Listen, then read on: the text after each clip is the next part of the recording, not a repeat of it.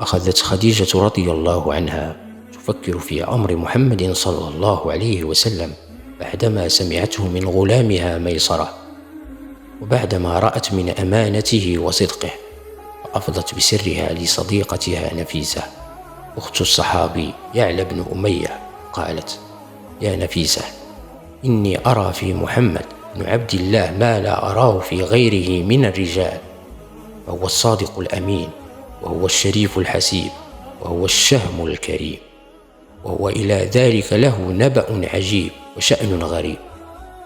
قد سمعت ما قاله غلامي ميسر عنه، ورأيت ما كان يظلله حين قدم علينا من سفره، وما تحدث به الرهبان عنه، وإن فؤادي ليكاد يجزم أنه نبي هذه الأمة. قالت نفيسة: أرسلتني خديجة رضي الله عنها إليه سرا أعرض عليه نكاحها فقبل. وقيل: بعثت خديجة إلى الرسول صلى الله عليه وسلم فقالت له: يا ابن عم، إني قد رغبت فيك لقرابتك ووسطتك في قومك وأمانتك وحسن خلقك وصدق حديثك. ثم عرضت عليه نفسها. بعد أن رضي الرسول صلى الله عليه وسلم بالزواج من خديجة، كلم أعمامه أبو طالب والعباس وحمزة، فذهبوا إلى عم خديجة خطبوها إليه. وقال أبو طالب خطيبا: الحمد لله الذي جعلنا من ذرية إبراهيم وزرع إسماعيل وضأضأ معاذ وعنصر مضر، وجعلنا حضنة بيته وسواس حرمه، وجعل لنا بيتا محجوبا وحرما آمنا، وجعلنا حكام الناس. إن ابن أخي هذا محمد بن عبد الله لا يوزن به رجل من قريش شرفا ونبلا وفضلا إلا رجح به، وهو إن كان في قل فإن المال ظل زائل، وأمر حائل، وعارية مسترجعة. اليوم معك وغدا يكون مع فلان وفلان، وهذا يكون غنيا ثم فقيرا، والفقير يصبح غنيا، والدول هكذا. بعد هذا هو والله له نبأ عظيم وخطب جليل جسيم، وله في خديجة بنت خويلد رغبة، ولها فيه مثل ذلك، وما أحببتم من الصداق فعليه.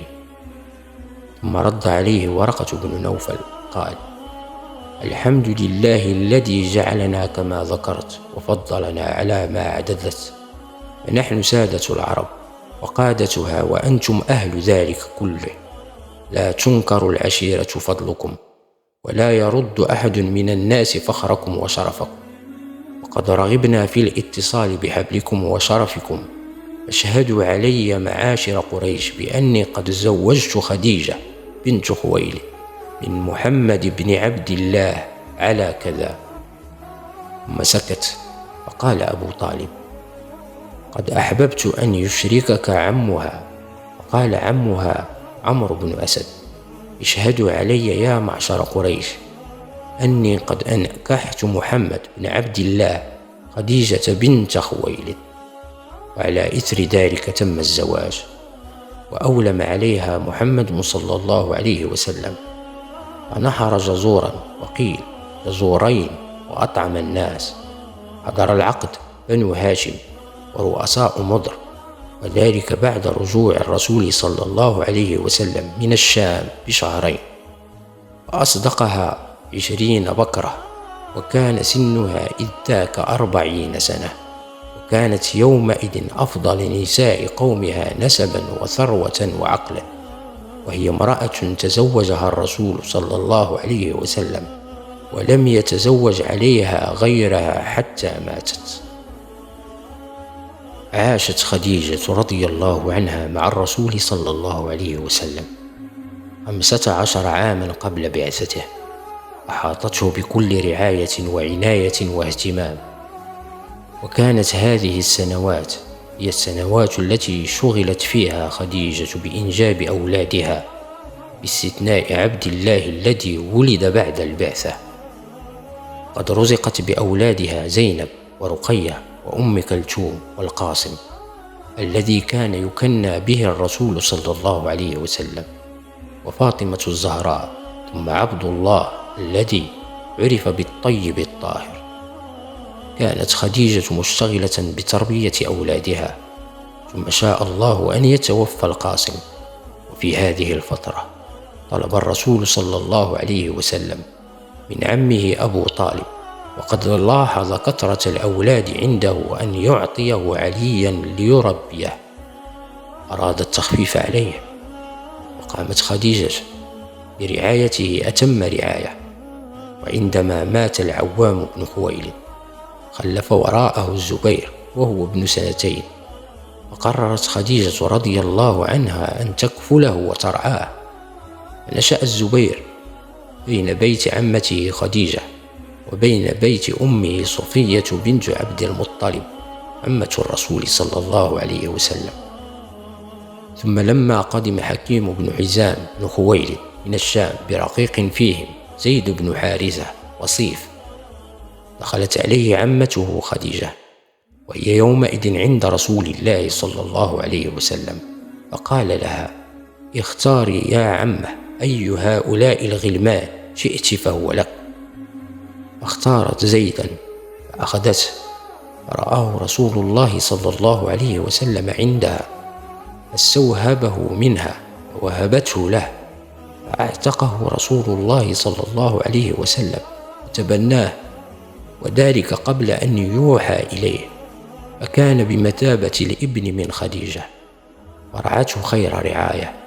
وكانت لهذه التربية الصالحة الأثر العظيم في اتباع هؤلاء الأشخاص بنور الإسلام. فعلي أول من أسلم من الصبيان، والزبير من أوائل من دخل في الإسلام، وزيد بن حارثة ثاني من أسلم من الرجال بعد علي.